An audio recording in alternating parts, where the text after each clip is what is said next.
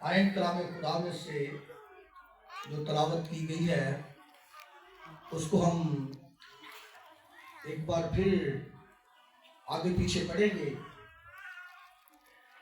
बल्कि मैं चाहूंगा कि पहली दो आयत हम आगे पीछे पढ़ें।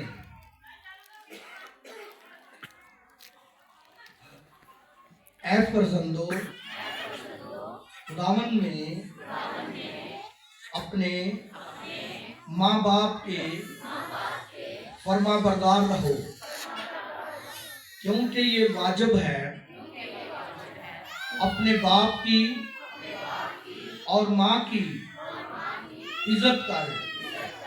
ये पहला हुक्म है जिसके साथ वादा भी है।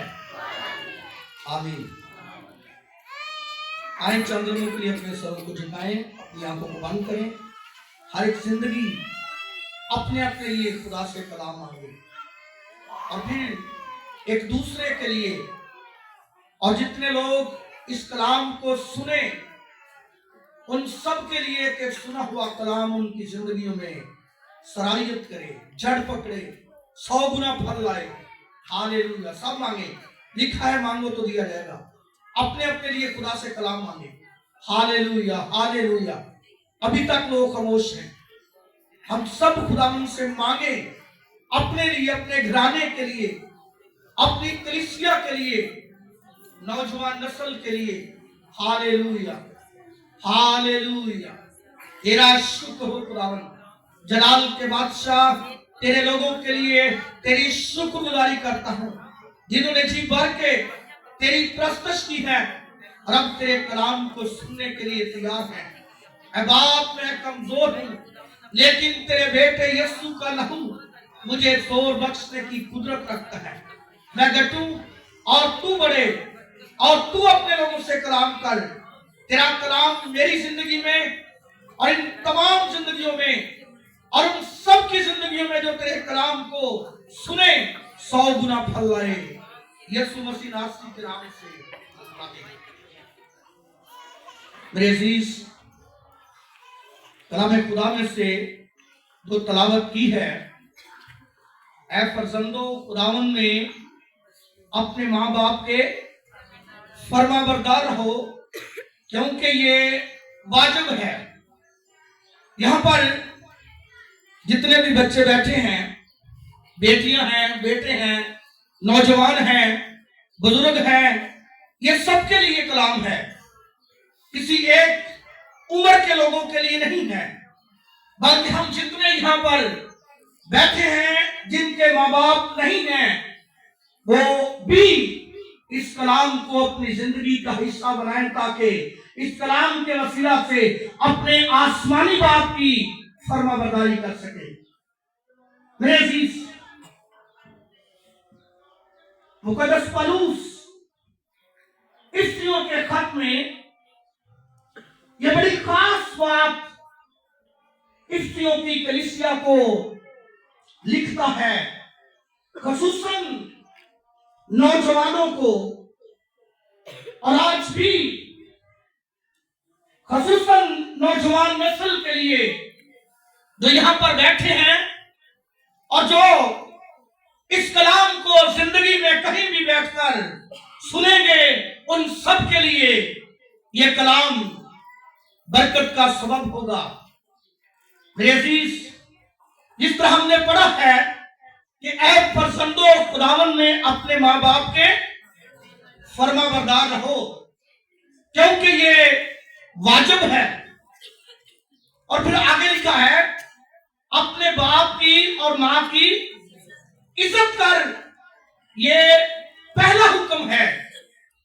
हुक्मों में ये पहला हुक्म नहीं है, लेकिन ये पहला इसलिए लिखा गया है कि यही एक हुक्म है जिसके साथ इंसान की उम्र की दराजी का वादा किया गया है। खरूज की किताब के 20वें बाब में जब खुदा ने 10 अहकाम मूसा को दिए और ये जो हुक्म इंसान को दिया गया कि तू अपने बाप की और माँ की इज्जत कर, और इसके साथ एक वादा किया गया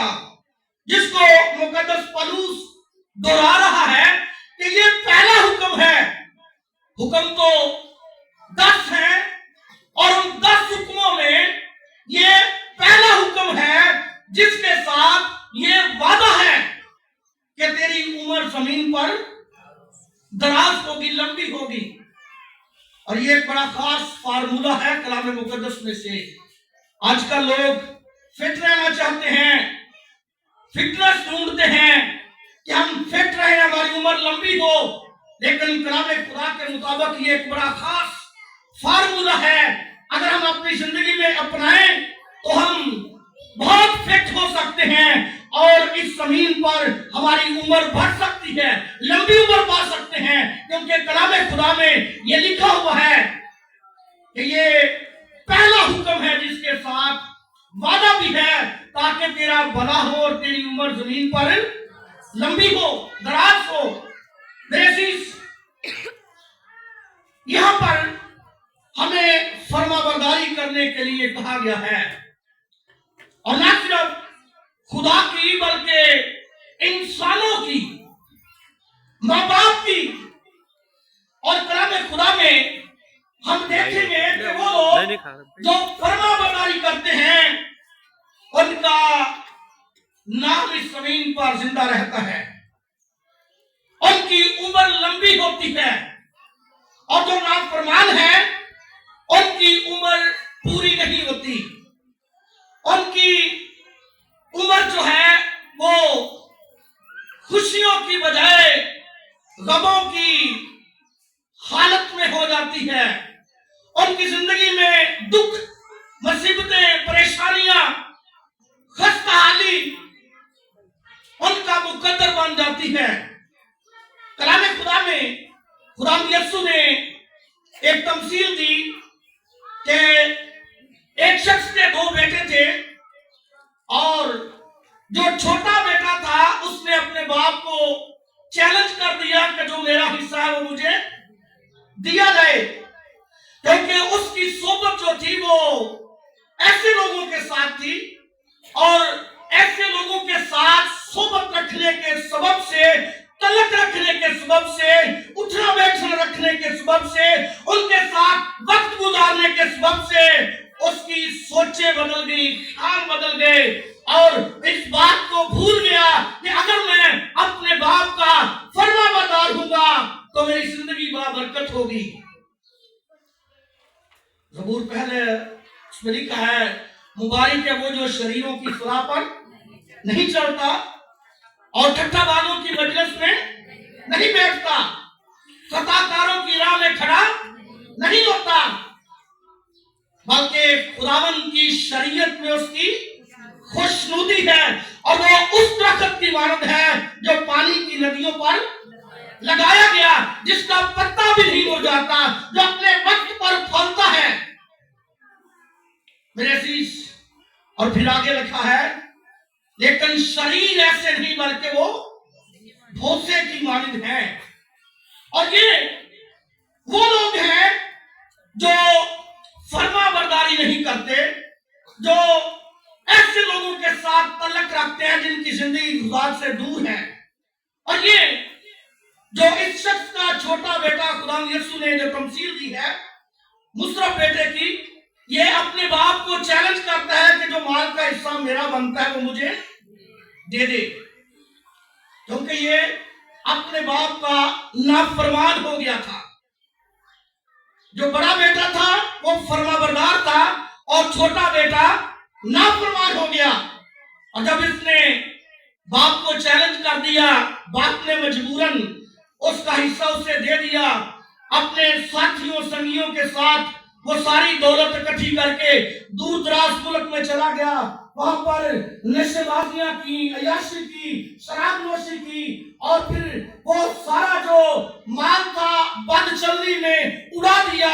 जब सब खर्च कर चुका तो वो दोस्त जिनके साथ घर से निकला था, जिनकी संगत में बाप को चैलेंज किया, बाप का नाफरमान हुआ, जब दौलत खत्म हो गई तो वो सब छोड़कर चले गए। अब अकेला है, कोई पैसा नहीं है कि वो अपना पेट भर सके, रोटी खा सके, भूखा मर रहा है। फिर वो कहता है मैं किसी के पास काम के लिए जाऊंगा, और लिखा है कि वो एक शख्स के पास, जिसके पास सूरों का बहुत बड़ा गौल था, मजदूरी के लिए जाता है, उसे कहते हैं कि मुझे काम पे रख ले। उसने कहा ये सूअर हैं, ये चराने हैं, और जो फलियां ये खाते हैं, इन्हीं से अपना पेट भरना है, यही खानी है। और लिखा है कि वो सूअर चराता था, और उसने जो अच्छी फलियां थी वो भी खाना मुयस्सर नहीं थी, जो सूरों के पांव में रौंदी होती थी वो उसको खाने के लिए मिलती थी।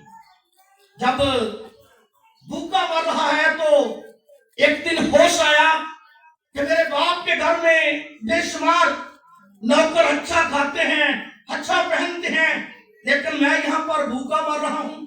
मैं जाकर अपने बाप से कहूंगा, ऐ बाप, मैं आसमान का और तेरी नजर में गुनाहगार हुआ, अब इस लायक नहीं कि फिर तेरा बेटा कहलाऊं, मुझे अपने नौकरों जैसा रख ले। और कलाम खुदा में लिखा है कि इसी सोच के मुताबिक वो अपने घर से निकलता है, और जब उसके बाप को पता चलता है कि मेरा बेटा वापस आ गया है और मुझसे माफी चाहता है, मेरे साथ वो रहना चाहता है, तो बाप ने वो सब कुछ बना दिया और अपने बेटे को गले लगाने के लिए अपने बाजुओं को फैला दिया। जब बेटा नजदीक आया, उसे गले लगाया, चूमा, और नौकरों को हुक्म दिया कि इसके हाथ में अंगूठी पहनाई जाए, इसकी हजामत बनवाई जाए, इसे अच्छी पोशाक पहनाई जाए, और उसके लिए एक बहुत बड़ा जश्न किया, एक पला हुआ बछड़ा ज़बह किया।